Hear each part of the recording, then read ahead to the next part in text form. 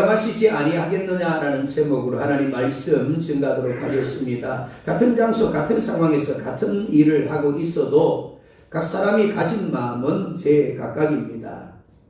어떤 사람은 죽지 못해 그 일을 하고 있을 수 있습니다. 또 어떤 사람은 가족들을 부양하기 위해서 먹고 살기 위하여 그 일을 하고 있을 수 있습니다. 그러니까 당연히 소극적이 될 수밖에 없습니다. 반면에 어떤 사람은 하나님이 자신을 그곳에 세우셨고 하나님이 자기 자신에게 그러한 달란트를 주셨기 때문에 하나님의 영광을 나타내기 위하여 믿음으로 적극적으로 그 일을 할 수도 있을 겁니다. 이런 긍정적인 것만이 아니라 부정적인 것에도 마찬가지입니다. 사람은 누구나 부정적인 것에 대해서는 자기도 모르게 소극적이 될 수밖에 없습니다. 하지만 그 부정조차도 하나님의 섭리하심이라면 어떨까요? 그것이 세상의 길임을 인정한다면 어떻겠습니까? 비록 가고 싶지 않은 길이지만 오히려 더 적극적으로 반응하게 되어질 겁니다. 그리고 얼마든지 기쁨으로 할 수 있게 되어질 것입니다. 예수님이 가시는 길이 바로 그러한 길입니다. 먼저 오늘 본문은 유다를 만나러 가신 예수님을 말씀을 합니다. 예수님은 하나님입니다. 그러니까 예수님은 모든 것을 알고 계시고 모든 것을 하실 수 있는 능력을 가진 분입니다. 그런데 1절에 이렇게 말씀을 합니다. 함께 봅니다. 예수께서 이 말씀을 하시고 제자들과 함께 기드론 시내 건너편으로 나가시니 아멘. 예수님이 말씀을 마치셨다라고 말씀을 합니다. 우리가 지난주까지 살펴봤던 그 17장의 말씀을 가리키는 겁니다. 17장에 기록된 말씀을 예수님이 마치셨습니다. 그리고 어디로 가셨다고요? 제자들과 함께 기드론 시내 건너편에 있는 동산으로 가셨다라고 말씀을 합니다. 이 동산, 여러분들이 잘 알고 있는 겟세마네 동산입니다. 예수님이 그곳에 가신 것 기도하기 위함입니다. 하지만 그것만이 아닙니다. 가룟 유다를 만나기 위함입니다. 예수님이 제자들과 함께 동산으로 가실 때 가룟 유다는 함께하고 있지 않았습니다. 왜냐하면 유다는 유월절 만찬을 하다 말고 예수님을 팔기 위하여 대제사장의 무리들에게로 달려갔기 때문입니다. 2절 함께 볼까요? 그곳은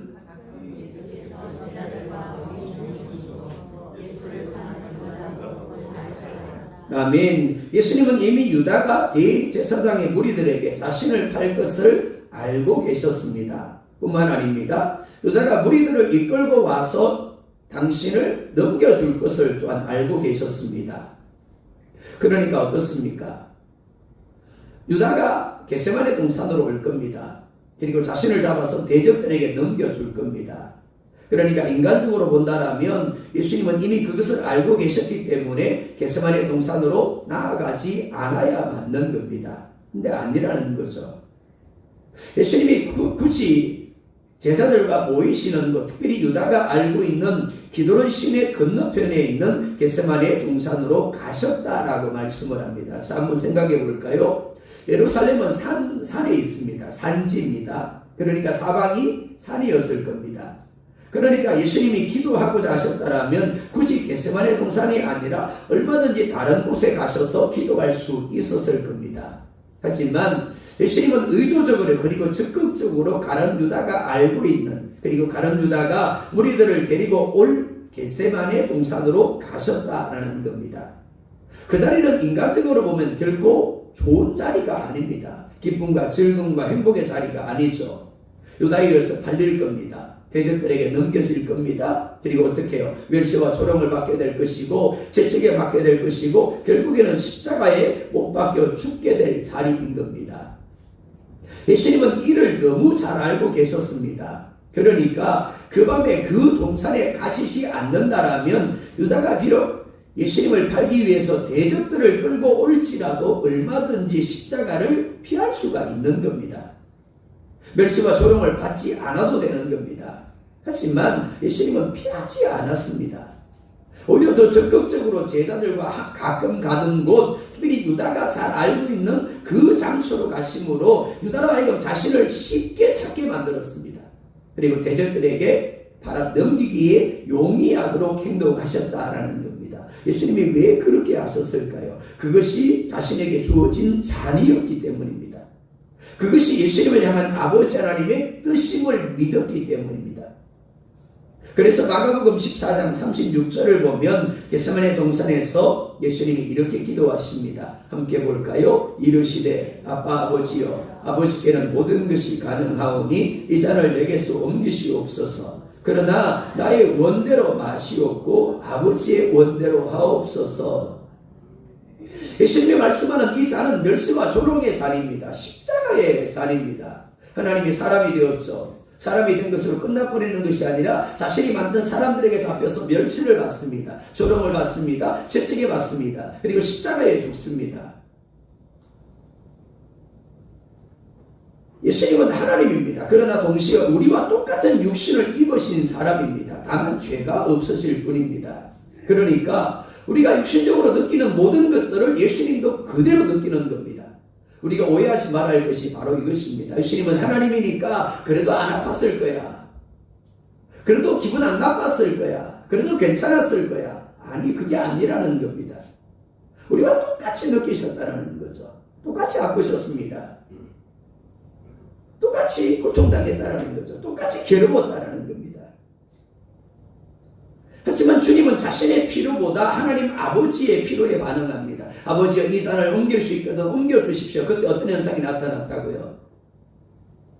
땀이 나는데 그 땀이 핏방울이 맺혔다라고 말씀을 합니다. 모세혈관이 터졌다라는 겁니다. 예수님이 걸어가야 될 그 길이 엄청난 고통의 길이었기에 그것을 예상함으로 말미암아 자신도 모르게 모세혈관이 터졌다라는 겁니다. 그만큼 고통의 길이라는 겁니다. 아픔의 길이라는 거죠. 그런데도 주님은 자신의 필요보다 하나님 아버지의 필요에 반응하며 이렇게 기도합니다. 나의 원대로 하십시오. 오직 아버지의 원대로 하십시오. 예수님이 이렇게 기도하신 것은 하나님 아버지의 뜻이 옳다라는 것을 인정했기 때문입니다. 즉 자신이 멸시와 조롱을 받고 십자가에 못 박혀 죽는 방법 말고는 인생을 구원할 만한 방법이 없다라는 것을 확신하셨기 때문입니다. 국가대표들이 축구 경기를 하는 것을 보신 적이 있으실 겁니다. 응원하시죠? 자, 그런데 한 선수가 몰고 갑니다. 몰고 가다가 분명히 옆에 자기보다 좋은 위치에 있는 선수가 있어요. 그럼 어떻게 해야 됩니까? 당연히 패스해야 되겠죠. 근데 패스해야 되는데 패스 안 하고 자신이 욕심내다가 볼을 찾는데 막혀버렸어요. 자, 여러분이 지금 축구 경기를 보고 있는 겁니다. 자, 어떻게 반응할까요? 뭐 그럴 수도 있지. 그렇게 반응할까요? 안 봐도 서운합니다. 아마 뭐라 그러셨을 겁니다. 그렇습니다. 패스를 해 주어야 할 때가 있고 자신이 차야 될 때가 있죠. 그렇죠? 그러니까 그 상황 가운데서 어떤 것이 가장 최상의 답인가를 분별해내야 된다는 거죠. 그렇습니다. 우리의 삶도 똑같습니다. 우리가 패스해야 될 때가 있는가 하면 직접 몰고 나가서 꼬리를 넣어야 될 때가 있습니다. 중요한 것은 상황에 맞는 잔을 마실 수 있어야 한다는 겁니다. 예수님이 더 적극적으로 겟세마네 동산으로 나아가시고 내가 원하는 잔이 아니라 하나님이 원하는 대로 하십시오 라고 고백할 수 있었던 이유가 바로 그것입니다. 그때 그 자신을 향하여 하나님 원하시는 뜻이 바로 그것이었기 때문에 그렇습니다. 그렇습니다. 내 생각과 내 뜻이 있습니다. 그러나 내 생각과 내 뜻보다 더 중요한 것은 하나님의 뜻인 겁니다. 그 상황을 통하여 하나님이 내게 원하시는 잔을 마시는 것입니다. 하나님이 웃으라 그러는데 울고 있습니다. 하나님이 울라 그러는데 웃고 있는 거예요. 하나님이 기도하라 그러는데 놀기에 바쁜 겁니다. 그럼 문제가 있겠죠. 대부분 사람들은 하나님이 주신 잔을 기쁨으로 마시려고 하지 않습니다. 오히려 하나님을 향하여 기도하죠. 하나님 이 잔을 바꿔주세요. 하나님이 실수하신 걸까요? 하나님이 미처 깜빡해가지고 그 잔을 우리 가운데 주신 걸까요? 아니요. 우리 내일을 알지 못합니다. 그런데 하나님은 우리의 내일을, 우리의 미래를 다 알고 계시죠. 그렇기 때문에 하나님이 때를 따라 가장 아름다운 방법으로 우리 가운데 가장 합당한 잔을 우리 가운데 주시는 겁니다. 하지만 우리는 어떻다고요? 하나님 이 잔 바꿔주세요. 하나님 그 길 가기 싫습니다. 하나님 그 일 하기 싫습니다. 바꿔주세요. 그러는 겁니다. 육신을 가지신 예수님의 입장에서 본다라면 십자가의 길은 결코 기쁨으로 갈 수 없는 고통의 길입니다. 하지만 그 길을 가지 아니하고는 우리를 구원할 수가 없는 겁니다. 예수님이 적극적으로 유다를 만나러 가신 이유가 여기에 있습니다. 예수님은 십자가의 죽음을 통하여 우리의 죄를 사하여 주셨습니다. 그러나 그것이 끝이 아닙니다. 단지 사함을 받고 깨끗하게 되는 것이 목적이 아닙니다. 예수님은 죽음에서 3일 만에 다시 사심으로 우리에게 하나님 안에서 부활을 통하여 새로운 삶을 살 수 있는 생명의 길을 열어 놓으신 겁니다. 그리고 성령 하나님을 우리 가운데 보내어 주심으로 새로운 삶을 살 수 있도록 생각나게 하시고 가르쳐 주시며 진리 가운데 행하게 하십니다. 그러니까 진정한 그리스도인의 삶은 예수님처럼 나의 원대로 마시옵고 아버지의 원대로 하옵소서의 삶이어야 하는 겁니다. 또한 예수님처럼 내 삶을 향한 하나님의 계획하심과 섭리하심이 옳다라는 것을 인정하는 삶이어야 하는 겁니다. 예수님은 결코 우리를 세상적으로 성공하게 하기 위하여 죽으신 것이 아닙니다. 우리를 세상 속에서 구별된 거룩한 존재가 되게 하기 위하여 죽으셨습니다. 성령 하나님이 우리 안에 오신 이유도 마찬가지입니다. 우리로 하여금 거룩한 존재로 살아갈 수 있도록 우리를 가르치고 생각나게 하시는 겁니다. 그로 인하여 우리의 영혼을 잘 되게 하십니다. 그리고 하나님과의 관계에서 형통한 존재가 되게 하시는 겁니다. 그러면 범사의 잘됨도 그리고 강건함도 저절로 따라오게 되어지는 겁니다. 하나님이 만들어신 원리는 먼저 그 나라와 그 의를 구할 때 이 모든 것이 더하여진다라는 겁니다. 하지만 많은 그리스도인들은 하나님이 주시는 잔 대신에 자신이 원하는 잔으로 바꿔달라고 요구합니다. 그러니까 영원히 잘 될 수가 없는 겁니다. 많은 이들이 나의 기도를 응답해 주십시오. 그러면 하나님의 나라와 의를 구하겠습니다. 하나님의 영광을 나타내겠습니다. 그러면 거룩한 삶을 살겠습니다. 라고 합니다. 하지만 예수님은 결코 3년의 공생애 동안 자신의 뜻과 자신의 생각을 추구한 적이 없습니다. 모든 것을 아버지의 뜻을 따라 행하셨습니다. 겟세마네 동산으로 나아가신 이유도 마찬가지입니다. 너가 무리들에게 자신을 팔아 넘길 것이고 결국에는 그로 인하여 십자가에 못 박혀 죽을 것을 알고 계셨습니다. 하지만 그럼에도 나아가셨습니다. 예수님이 이렇게 하신 것은 우리로 하여금 그리스도와 함께 죽고 이제는 예수 그리스도를 믿는 믿음으로 순종하는 삶을 살게 하기 위함입니다. 사랑하는 여러분, 오늘 하나님이 여러분에게 마시게 하는 잔이 무엇입니까? 그것이 비록 부정이라도 하나님의 섭리하심임을 인정함으로 참고 인내할 수 있기를 원합니다. 더불어 그 순종을 통하여 마침내 하나님이 일하시는 것을 보는 여러분들이 되기를 주의 이름으로 축복합니다. 두 번째로 이 사람들이 가는 것을 용납하라 라고 말씀을 합니다. 3절 함께 보겠습니다. 유다가 군대와 대제사장들과 바리새인들에게서 얻은 아랫사람들을 데리고 등과 횃불과 무기를 가지고 그리로 오는지라. 아멘. 유다가 예수님을 만나기 위해 동산으로 옵니다. 그런데 혼자가 아닙니다. 로마 군대와 대제사장들과 바리새인들에게서 얻은 성전 경비대와 사람들을 이끌고 그것도 횃불을 들고 무기를 가지고 왔습니다. 이들이 비무장인 예수님과 제자들을 잡는데 이렇게 많은 무장 군인들을 동원한 이유가 무엇일까요? 예수님이 두려웠기 때문입니다. 예수님이 무서웠기 때문입니다. 그들이 알고 있는 예수님이 어떤 분입니까?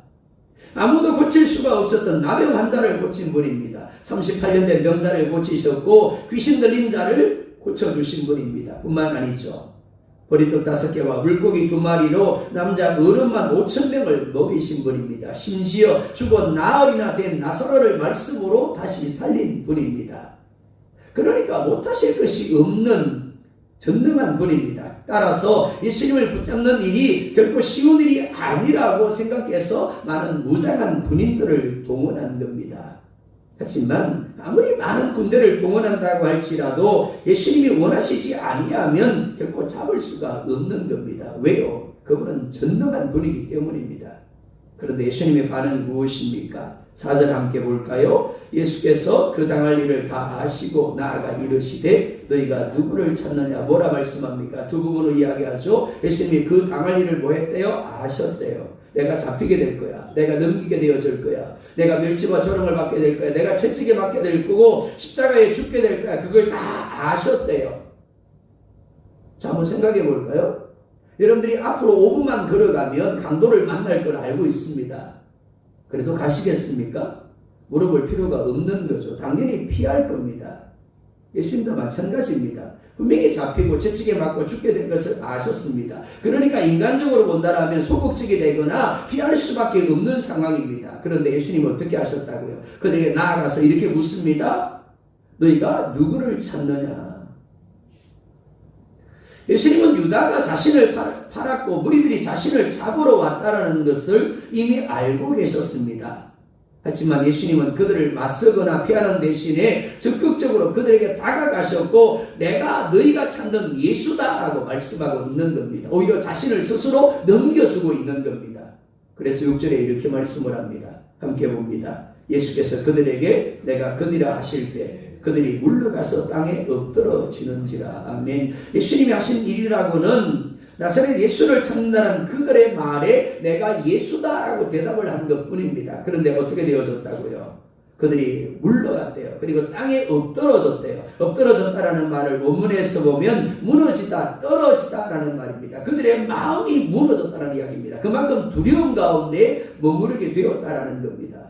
무기를 가지고 나왔는데 수많은 군인들과 함께 나왔는데 정작 예수님의 말 한마디에 그들의 마음이 무너지고 두려움에 빠졌다라는 겁니다. 그러니까 예수님이 하고자 하심은 어떻습니까? 결코 그들이 예수님을 잡을 수가 없는 겁니다. 그런데 예수님은 다시 그들을 향하여 묻습니다. 누구를 찾느냐? 두려워하고 있는 그들을 향하여 다시 묻습니다. 누구를 찾느냐?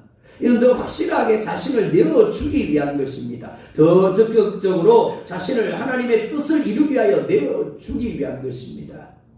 하지만 이것이 전부가 아닙니다. 8절 볼까요? 함께 봅니다. 예수께서 대답하시되 너희에게 내가 그니라 하였으니 나를 찾거든 이 사람들이 가는 것은 용납하라 하시니. 아멘. 두 가지를 말씀합니다. 하나는 내가 그니라 빨리 잡아라. 너희가 나를 잡으러 오지 않았느냐? 빨리 잡고 가서 나를 십자가에 못 박으라 라는 의미입니다. 근데 또 하나 뭐라 말씀합니까? 이 사람들이 가는 것은 용납하라 라고 말씀을 합니다. 사실 대제사장의 무리들이 잡고자 하는 대상은 예수님만이 아닙니다. 예수님의 제자들도 그 대상입니다. 하지만 예수님은 이 사람들이 가는 것은 용납하라 라고 말씀을 합니다. 용납하라라는 말을 원문에서 보면 명령형으로 되어 있습니다. 제발 이 사람들은 놓아주세요 부탁하는 게 아닙니다. 명령하셨습니다. 두려움에 떨고 있는 그들을 향하여 내가 그다 빨리 잡으라고 말씀하셨고 또한 그들은 어떻게 해요? 가도록 버려두라 라고 명령하셨다라는 겁니다. 그리고 9절을 보면 이렇게 말씀을 합니다. 또 함께 봅니다. 이런 아버지께서 내게 주신 자 중에서 하나도 잃지 아니하였사옵나이다 하신 말씀을 응하게 하려 함이로라. 아멘. 예수님은 지금 대적자들에게 붙잡히셔야만 합니다. 그리고 십자가에서 죽으셔야만 합니다. 왜요? 그것이 하나님 아버지의 뜻이기 때문입니다. 그것이 예수님께 주신 아버지의 잔이기 때문에 그렇습니다. 하지만 제자들은 다릅니다. 아무리 수많은 군인들이 무기를 들고 왔지만 제자들을 향한 하나님의 뜻은 달랐더라라는 거죠. 지금 제자들에게 주어진 잔은 대적들에게 잡혀서 예수님과 함께 죽는 것이 아닙니다. 그렇기 때문에 예수님은 그들이 가는 것을 용납하라라고 명령하신 겁니다. 그러니까 아무리 그들을 잡고자 해도 어떻게 해요? 잡을 수가 없는 겁니다. 드러난 것은 어떻습니까? 제자들이 도망했다라고 기록하고 있습니다. 드러난 것은 그렇습니다. 심지어 마가라는 제자는 벗은 몸에 배 혼니부를 두르고 있다가 대적들 때문에 배 혼니부를 던져버리고 벗은 몸으로 도망을 했다라고 합니다. 그야말로 주랭랑을 친 거죠. 그런데 드러난 것은 그들이 도망한 것인데 실제로는 그게 아니더라라는 겁니다. 하나님이 그들로 하여금 마시게 하는 잔이 예수님과 달랐기 때문에 무리들로 하여금 그들을 놓아주게 만들었다라는 겁니다. 이는 우리도 마찬가지입니다. 우리 모두에게는 하나님의 잔들이 주어져 있습니다. 그 잔은 사람마다 다릅니다. 그리고 시간마다 동일하지 아니하고 제각각입니다. 각 교회를 향한 하나님이 마시게 하는 잔이 같을까요? 아니요. 같지 않습니다. 각 사람을 향하여 하나님이 가지고 있는 계획이 다르기 때문에 각 상황마다 마시게 하는 잔도 다를 수밖에 없는 겁니다. 우리나라도 마찬가지입니다. 우리의 생각과 우리의 뜻과 다르게 하나님이 이 나라 가운데 역사하고 계십니다. 근데 우리나라를 향한 하나님의 뜻이 다르고 미국을 향한 하나님의 뜻이 다르고 또 다른 나라를 향한 하나님의 뜻이 다르더라라는 거죠. 그리고 때로는 기쁨과 행복으로 마실 수 있는 잔도 있지만 때로는 정말 마시기 싫은 고통과 아픔의 잔도 있다라는 겁니다. 그래서 좌절하기도 하고 그래서 절망하기도 하고 원망과 불평을 쏟아내기도 하는 겁니다. 하지만 로마서 8장 28절은 이렇게 말씀을 합니다. 함께 봅니다. 하나님을 사랑하는 자, 곧 그 뜻대로 부르심을 입은 자들에게는 모든 것이 합력하여 선을 이루느니라. 아멘. 당장은 이해가 되지 않을 수 있습니다. 당장은 고통스럽고 힘들 수 있습니다. 하지만 그것을 하나님이 내게 주시는 잔으로 인정하고 순종하게 될 때 하나님이 때를 따라 아름답게 하시고 마침내 합력하여 선을 이루심을 보게 되어지는 겁니다. 하나님이 각 사람에게 가지고 있는 계획은 다릅니다.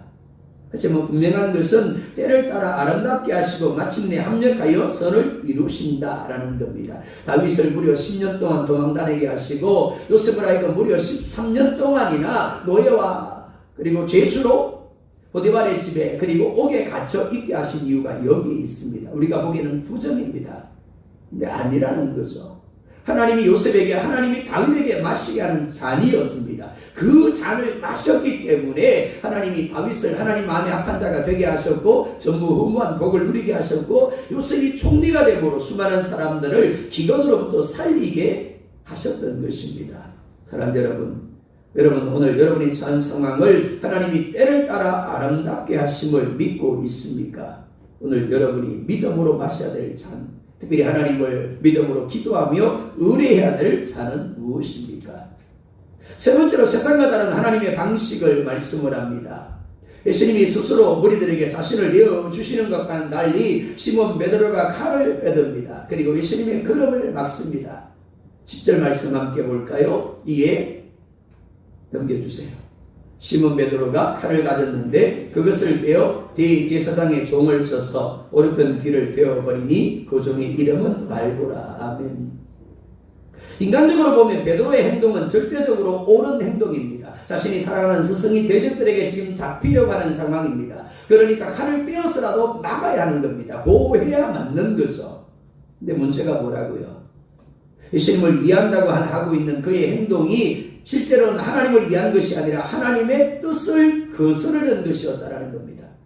십자가로 가시할 주님의 길을 가로막는 것이었습니다. 그리고 제자들까지 위태하게 만드는 것이었습니다. 이런 결코 주님의 방법이 아니었습니다. 주님은 세상에 추구하는 것과 전혀 다른 방식을 우리 가운데 보여주셨고 또한 가르치십니다. 예수님이 이렇게 말씀을 합니다. 너희 입밥을 치는 자에게 젖밥도 돌려대며 네 겉옷을 빼앗으려고 하는 자에게 속옷도 거절하지 말아라. 쉽지 않죠. 그런데 이 말이 무슨 말이냐 하면 내가 할 거야 라는 말씀입니다. 너는 그냥 순종해. 그러면 내가 할게 라는 겁니다. 그렇기 때문에 베드로는 인간적으로 보면 옳은 행위를 하고 있지만 영적인 것으로 보면 하나님의 뜻이라는 관점으로 보면 그는 어떻다고? 사단의 도구로 지금 쓰임받고 있는 겁니다. 11절에 뭐라 말씀합니까? 함께 봅니다. 예수께서 베드로더러 이르시되 칼을 칼집에 꽂으라. 아버지께서 주신 잔을 내가 마시지 않으겠느냐 하시니라. 아멘. 베드로가 볼 때는 예수님이 잡히는 것이 아닙니다. 예수님이 십자가에 죽는 것이 아닙니다. 그가 왕이 되어야 합니다.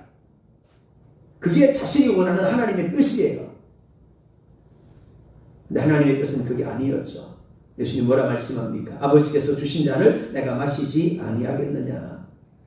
분명히 십자가의 잔은 고통스러운 잔이고 피하고 싶은 잔임에 틀림이 없습니다. 하지만 아버지가 주신 잔임을 인정하기에 기쁨으로 얼마든지 마실 수 있는 겁니다. 사랑하는 여러분, 하나님이 살아계십니까? 하나님 모든 것들을 주관하십니까? 하나님이 모든 것들을 섭리하십니까? 오늘 우리의 삶들, 우리의 가정, 우리 교회, 이 나라의 모든 것들이 하나님의 주관하심, 섭리하심 가운데 있다라고 믿으십니까? 대통령이 탄핵이 되어졌습니다. 국민들이 나뉘어졌죠. 박수치는 사람도 있고 우는 사람도 있습니다. 내가 원하는 대로 되어졌든 내가 원하지 않는 대로 되어졌든 분명히 하나님이 그 또한 주관하신다라는 겁니다. 그 또한 하나님이 섭리하신다라는 거죠. 나의 뜻과 나의 생각이 다를지라도 일단 하나님의 주관하심, 하나님의 섭리하심이라면 이 나라 이민족으로 하여금 마시라는 잔이라고 한다면 이 잔을 안 마시면 이 나라는 망하는 거예요. 이 잔을 마심으로 말미암아 하나님 우리를 새롭게 하시려는 겁니다. 우리 삶도 마찬가지입니다. 우리 교회도 마찬가지예요. 정말 하나님의 주권, 하나님의 섭리하심을 인정한다라면 하나님이 때를 따라 아름답게 하시고 마침내 합력하여 선을 이룰 것을 믿는다라면 얼마든지 아멘 할 수 있습니다. 우리가 살아가고 있는 구약의 선지자 하박국이 그랬습니다. 바벨론을 통해서 남유다를 치실 것을 듣고는 하나님을 향해 따집니다. 하나님 도대체 어떻게 그럴 수 있습니까? 아니요, 그래야 되는 겁니다. 꼭 바벨론이어야 합니다. 그리고 망해야 되는 거예요. 그냥 남유다를 내버려두면 남유다는 정말 망할 수밖에 없는 겁니다. 그러니까 망해야 됩니다. 그래야 새로워지는 거예요. 특별히 바벨론이어야 합니다. 왜요? 아수르면 안 되는 거예요. 바벨론은 그들을 사로잡아서 포로로 끌고 갔다가 그대로 옮겨올 수 있는 최적의 대상이었습니다. 그렇기 때문에 하나님이 바벨론을 통해서 그들을 치게 하셨고 바벨론을 통해서 그들을 옮겨가게 만드셨고 70년이 흘러난 후에 다시금 그대로 유다 땅으로 옮겨오게 하신 겁니다. 마찬가지입니다. 사랑하는 성도 여러분, 믿음은 결코 이론이 아닙니다. 믿음은 반드시 행동을 동반합니다. 우리가 하나님을 믿는다면 그 믿음은 반드시 순종이라는 열매를 맺게 되어집니다. 하나님은 예수님을 우리를 살리기 위한 생명의 씨앗으로 사용하기를 원하셨습니다. 그러니까 예수님은 땅에 떨어져야 합니다. 썩어야 하는 겁니다. 썩지 않고는 결코 싹을 틔우지도 열매를 맺을 수가 없는 겁니다. 만약 유다가 자신을 밟 것을 알고 예수님의 동산으로 가시지 않았다면 어떨까요? 산이 많으니까 깊숙한 산으로 들어가서 숨어버렸다면 어떨까요? 베드로가 칼을 들어서 내칠 때에 예수님이 도망가셨다면 어떨까요? 얼마든지 그렇게 할 수 있었습니다. 그러면 십자가로 가시는 일은 없었을 겁니다. 십자가에서 죽지 않을 수 있었을 겁니다. 하지만 인류 구원은 이루어지지 않는 거죠. 하지만 예수님은 이 잔을 내게서 옮길 수 있으면 옮겨달라고 구하면서도 믿음으로 기도하셨습니다. 나의 원대로 마옵시고 아버지의 원대로 하옵소서. 내가 이 잔을 마시지 않겠느냐라고 하셨습니다. 대적자들에게 적극적으로 자신을 내어줌으로 인류를 죄에서 구원하셨습니다. 또한 죽음에서 3일 만에 다시 살아나셔서 우리로 그리스도 예수 안에서 부활을 기대하며 믿음으로 살게 하셨습니다. 하나님의 말씀의 성취는 믿음의 순종으로만 가능합니다. 우리에게도, 우리 가정에도, 우리 교회에도, 우리 나라에도 나름대로의 선잔들이 있습니다. 그 선잔들이 우리를 힘들게 하고 우리를 고통스럽게 할 수 있습니다. 정말 마음에 들지 않을 수 있어요. 하지만 그 선잔은 하나님의 뜻을 이루는 데 꼭 필요한 것입니다. 누구도 선잔을 마시고 싶어하는 사람은 없습니다. 하지만 우리를 향한 하나님의 뜻을 이루기 위해서 반드시 그 선잔을 마셔야 하는 겁니다.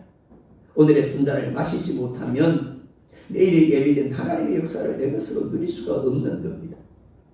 우리는 내일이라는 시간에 대하여 아무것도 하지 못하고 아무것도 알지 못하면서 내일을 고민하고 계산합니다. 하지만 정작 고민하고 계산한 만큼의 결실을 얻지도 못하고 누리지도 못합니다. 그러면서도 여전히 우리는 고민하죠. 그리고 또 계산합니다. 하지만 믿음은 하나님의 신실하심을 인정하며 오늘 내게 주어진 하나님의 선잔을 하나님의 뜻으로 믿으며 기쁨으로 마시는 겁니다.